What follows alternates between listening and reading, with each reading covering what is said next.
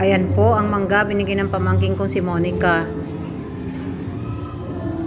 Ang ganda ng kulay niya. Mukhang matamis. Pasensya na po kayo kung may naririnig kayong parang background na music.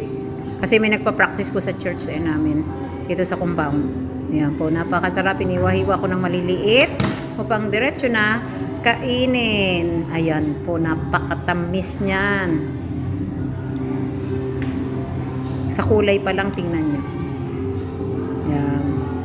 Yan, pinakikita ko sa inyo na kinain ko talaga at napakatamis.